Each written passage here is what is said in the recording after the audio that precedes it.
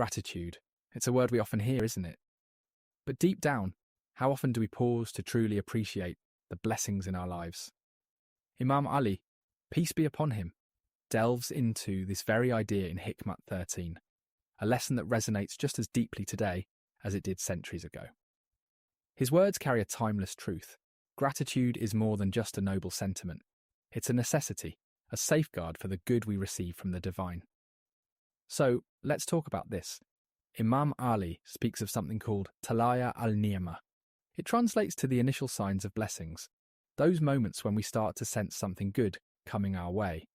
Maybe it's an opportunity, a kind word, or even the quiet comfort of a peaceful day. Whatever that blessing is, Imam Ali teaches us to show gratitude at these early stages. And why? Because that simple act of thanks amplifies, strengthens, and helps preserve these blessings in our lives.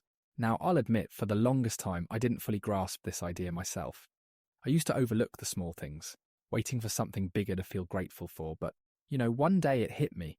Waiting isn't the point, because those so-called small things aren't small at all. Like, let me think. A cup of tea on a chilly evening, or even the quiet joy of finding time to sit with a good book. These aren't just moments to pass by, they're signs, early reminders to stop and say, I'm thankful for this, truly thankful. And here's what's fascinating. Gratitude isn't just about the words, it's about awareness, mindfulness. It's about recognizing that every single gift, no matter how subtle, comes with an opportunity to connect on a deeper level with the source of that gift, to strengthen our relationship with God.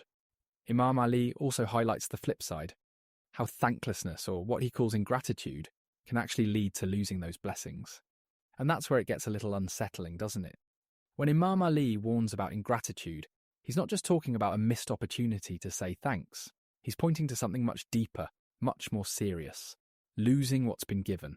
I mean, think about it. When we don't acknowledge a gift, don't recognize its worth, isn't it natural for it to fade away, slip through our hands? Let's take a moment to reflect. In history, especially in Islamic tradition, we see powerful illustrations of this. There are stories of communities that thrived, prospered with blessings, yet when they turned away from gratitude, when thanklessness and arrogance took root, those blessings were taken from them. It's almost like a universal reminder, a kind of cause and effect. Gratitude keeps the good flowing, while ingratitude, well, it builds this wall that blocks it all. Now let's bring it to our lives today. Think about times when you, or someone you know, might have overlooked a blessing, ignored it even. Maybe a job opportunity, a close friendship, or even health. What happened when it wasn't appreciated? Often we see those things diminish or even disappear. And at the heart of it is this idea that gratitude isn't just a nicety. It's a spiritual obligation.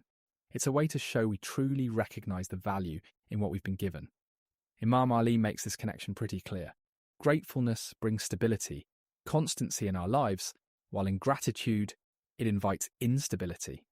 It shakes the very foundation of what we've been blessed with.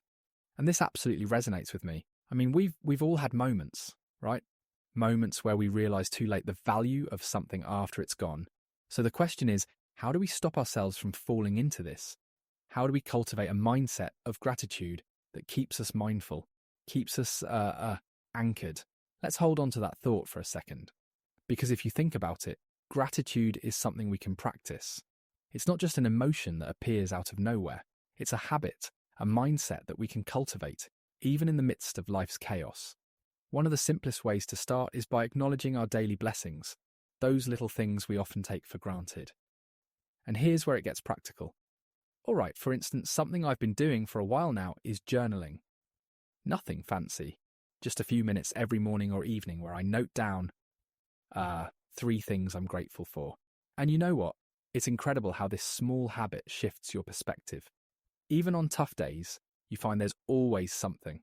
A kind gesture from someone, a well-timed laugh, or even just the fact that you showed up, that you're here. And that's worth celebrating. Another idea, and this one's powerful, is to act on gratitude. What do I mean? Well, it's not just about saying, I'm thankful, but showing it, living it. Maybe that's using your skills for good, sharing what you have with others, or simply making the best use of what you've been given.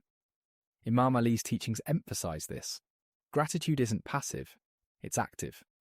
And when we use our blessings wisely, we're not just safeguarding them, we're also enriching our connection with the divine. It's like taking a gift and turning it into something even greater, something meaningful. Now look, I know it's not always easy, because life happens, right? There's distractions, challenges, moments where gratitude feels like the last thing on your mind. But it's in those moments where it matters most. Stopping to acknowledge a gift, no matter how insignificant it might seem, is what keeps us grounded, keeps us present. It reminds us of the bigger picture, of the divine generosity that surrounds us. So let's make it practical this week. Take a moment, just a moment each day, to pause and reflect on something you're thankful for. Write it down if you can, share it with someone close, or just sit with it quietly. Those few seconds of mindfulness. It could be the start of something transformative. It's not just about keeping our blessings intact, it's about truly living in harmony with them. And on that note, that's all for today. Thank you for joining me on this journey through gratitude, exploring its essence, its challenges, and its applications. I know I've learned a lot, and I hope you found something meaningful to take away too. Until next time, take care, and remember, gratitude isn't just a practice, it's a way of being.